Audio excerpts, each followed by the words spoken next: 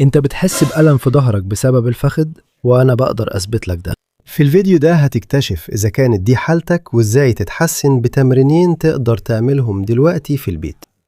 لما عضلات ورا الفخذ بتكون مشدودة ومفرطة النشاط ومش قادرة ترتاح، بتشد الحوض لجوه، وفي الوضع ده هتفضل دايما تضغط أكتر على الأقراص، وده وحش خصوصا اللي عنده انزلاق غضروفي أو بروز غضروفي. هتراكم توتر عضلي في أسفل الظهر، وهتضغط على أربطة العمود الفقري. عدم تمديد العضلات دي بشكل مناسب هو خطأ، بيخلي علاجات كتير للعمود الفقري والانزلاق الغضروفي والعصب الوركي ما تشتغلش. ولما أتكلم على الطريقة الصحيحة للتمدد، مش المقصود إنك تيجي وتشد العضلة وخلاص. اللي يجرب النوع التقليدي من التمدد عارف إنه بيوجع جدا وغالبا ما بيجيبش نتيجة. إحنا هنمدد عضلات الفخذ الخلفية بطريقة انعكاسية، وعشان تتأكد وتحس في جسمك بالفرق هنبدأ نختبر الأول. هتميل لقدام ببساطة من غير ما تضغط على نفسك لحد قبل ما تحس بألم. الفكرة هنا إنك تريح جسمك بس، وهتحدد المكان بألم.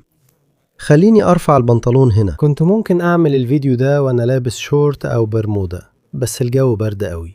هتقعد، كل اللي عليك تريح جسمك وتحدد بالألم المكان اللي قدرت توصل بإيدك. ركز معايا. أول تمرين هو علشان نفك الالتصاقات بين العضلة والأعصاب اللي ورا الفخذ. يبدو الموضوع معقد، بس هو كأنك بتخلي العضلة مرتاحة من جوا. هتستلقي جنب الحيطة، ممكن على السرير أو على الأرض أو على الكنبة زي ما أنا عامل هنا.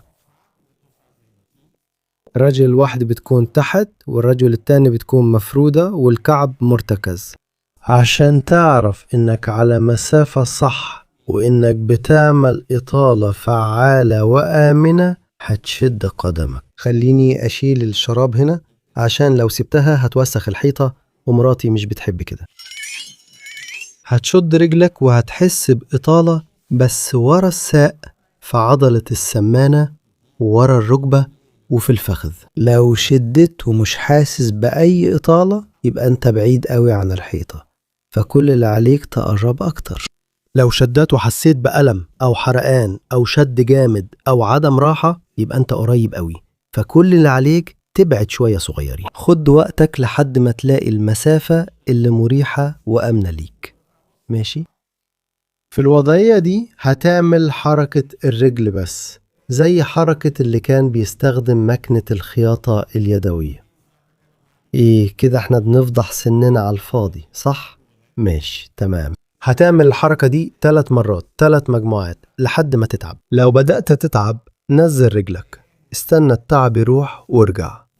كرر 3 مرات بكل رجل، وأول ما ترفع هتحس ظهرك بقى أريح بكتير، أخف وحاسس براحة أكتر. دي هي الفرق بين إنك تستخدم ذكائك مش قوتك علشان تحسن ظهرك. وكمان لو حابب تاخد خطوة زيادة علشان تهتم بظهرك، ليك الحق في برنامج تمارين لمدة 2 أسبوع تعمله في بيتك، وده باتباع فيديو كل يوم. في برنامج كولونا ليفي احنا بنحسن ال4 ركائز للظهر الصحي، بنحسن نقاط التوتر العضلي، وبنساعد نفك الضغط عن المفاصل، وبننشط العضلات الصح اللي بتدعم وبتحمي الظهر، وكمان بنحسن أجزاء تانية في الجسم بتأثر على توازن الظهر كله. ودلوقتي هنعمل تمرين استطالة لمدة 10 ثواني بس في الأماكن اللي محتاجة. الفكرة هنا إننا نوازن جسمنا. ونسيت أقول لكم لينك برنامج كولونا ليف موجود تحت في الوصف للي حابب يعرف أكتر أو ياخد معلومات أكتر أو يبدأ البرنامج حالا. يلا بينا. الفكرة هنا إننا نوازن جسمنا.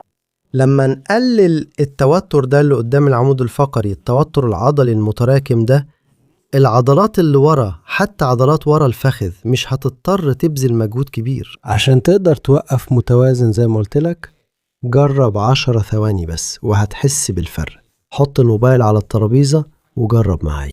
حط ايديك عند منطقة أسفل الظهر، ويفضل إن صوابعك تلمس بعضها من ورا، ومن غير ما تثني ركبك ميل جسمك لورا لحد ما تحس بتمدد لطيف ومريح قدام في البطن، في الصدر، وقدام العمود الفقري. ما تضغطش على نفسك، الإحساس المفروض يكون زي لما تتمطع الصبح. حافظ على الإحساس ده لمدة 10 ثواني.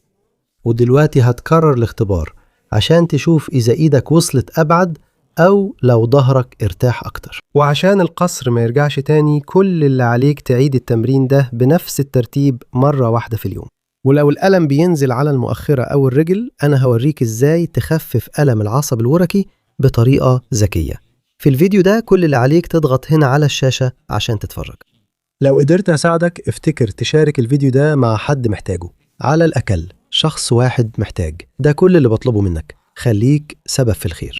أنا هكتفي بكده دلوقتي، مع أطيب التحيات، وأشوفكم في المرة الجاية.